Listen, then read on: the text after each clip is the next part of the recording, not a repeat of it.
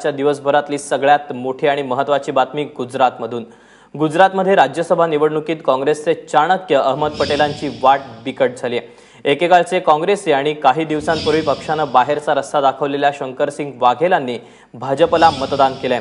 त्यासोबतच काँग्रेसच्या इतरही 2 आणि राष्ट्रवादीच्या 1 आमदारांना भाजपला मतदान केलंय। त्यामुळे अहमद पटेलांपेक्षा भाजपच्या बळवंत सिंग यांचं पारडं जड मानलं जात आहे। अमित शहा आणि स्मृती इराणींचा विजय निश्चित आहे, मात्र आपल्याला विजयाची खात्री असल्याचा विश्वास अहमद पटेलांनी व्यक्त केला। अहमद पटेल हे सोनिया गांधींचे विश्वासू आणि स्वीय सचिव आहेत। या सगळ्याबद्दल अधिक माहिती देण्यासाठी मयूर परीख आमचे प्रतिनिधी आपल्या सोबत आहेत। मयूर, सध्या काय चित्र पाहायला मिळतंय?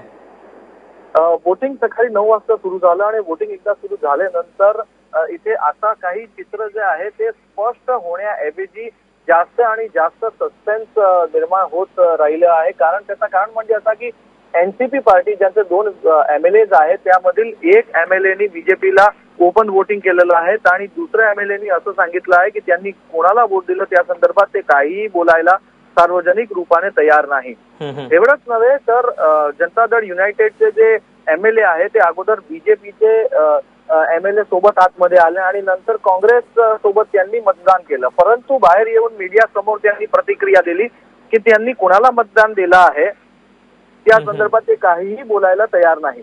शंकरसिंग वाघेलांनी मात्र त्यांचे 6 समर्थकांसोबत बीजेपीला मतदान केलं आहे। म्हणजे इथे नेमकी परिस्थिती जी आहे वोटिंग नंतर स्पष्ट होण्याऐवजी जास्त आता सस्पेन्स झालेला आहे आणि संध्याकाळी 5 वाजता कळेल की नेमकी परिस्थिती काय। निश्चितच मयूर, पण जर का अहमद पटेल हरले तर हा गुजरातमधल्या काँग्रेससाठी किंबहुना देशभरातल्या काँग्रेससाठी कितपत मोठा धोका असू शकतो? गुजरात काँग्रेसमध्ये जर अशा प्रकारे काही घडलं तर ते त्यांच्यासाठी सर्वात मोठा धोका असेल आणि त्याचं कारण म्हणजे असा की काँग्रेस पार्टी यांना इथे आता एकही राज्य पातळीवर नेता उरलेला नाही आणि त्यांचे जे राष्ट्रीय नेते आहे ते राष्ट्रीय नेते सुद्धा गुजरातमधून आहे आणि तेच जर चुनाव हरतील तर त्याचा मनोवैज्ञानिक दबाव जे आहे ते पूर्ण काँग्रेस पार्टीवर असेल। निश्चितच मयूर, तुमच्याकडनं ताजी माहिती घेत राहू। तुर्तास धन्यवाद दिलेल्या माहितीबद्दल।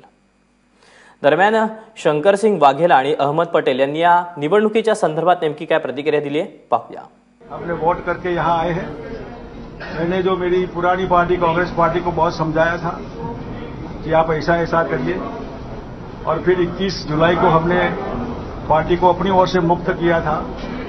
आज पार्टी ने भी कहा कि आप हमारी ओर से मुक्त है, और जब कांग्रेस जीतने वाली है ही नहीं तो हमारा वोट बिना मतलब का कांग्रेस को देने का मतलब नहीं था, इसलिए हमने हमारे अजीज अहमद भाई को वोट नहीं दिया है। मैं ऑनेस्टली, और उसका अफसोस भी है। So what difference does it make? When I am confident, my party is confident, we are going to win.